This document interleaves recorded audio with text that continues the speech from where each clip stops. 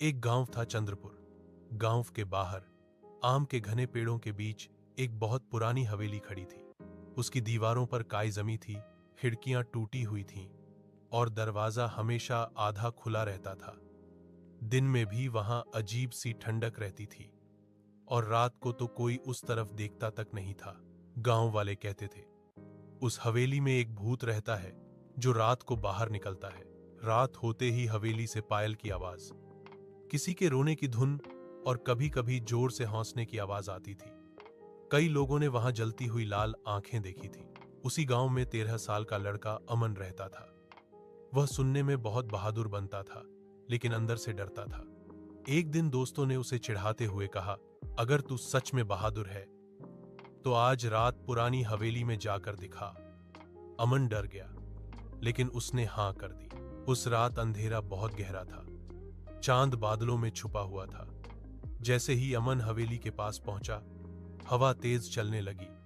पेड़ों की टहनियां ऐसे हिल रही थीं जैसे कोई उसे रोक रहा हो। अंदर कदम रखते ही चर्रर, दरवाजा अपने आप बंद हो गया। अमन का दिल जोर जोर से धड़कने लगा। सीढ़ियों से थक थक किसी के उतरने की आवाज आई। तभी दीवार पर एक लंबा साया दिखा जो धीरे धीरे उसकी तरफ बढ़ रहा था। अचानक सामने एक औरत की आकृति दिखाई दी। उसके बाल चेहरे पर बिखरे थे, आंखें चमक रही थीं और पांव जमीन को छू ही नहीं रहे थे। यह मेरी हवेली है, उसकी आवाज गूंजने लगी। अमन डर के मारे रो पड़ा, मैं चला जाऊंगा, मुझे माफ कर दो। भूत कुछ देर चुप रहा, फिर बोला, लोगों ने मेरे साथ बहुत बुरा किया। इस हवेली को जलाया गया और मुझे भुला दिया गया। भूत ने बताया कि वह हवेली की मालकिन थी। उसकी यादें इसी जगह में कैद थीं।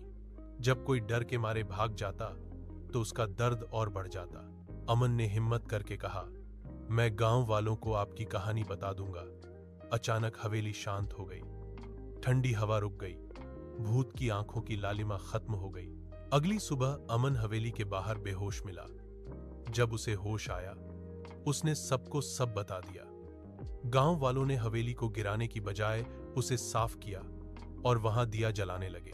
आज भी लोग कहते हैं, अगर रात को पुरानी हवेली के पास जाओ तो कोई खिड़की से झांकता जरूर है, लेकिन अब डराने के लिए नहीं, याद दिलाने के लिए।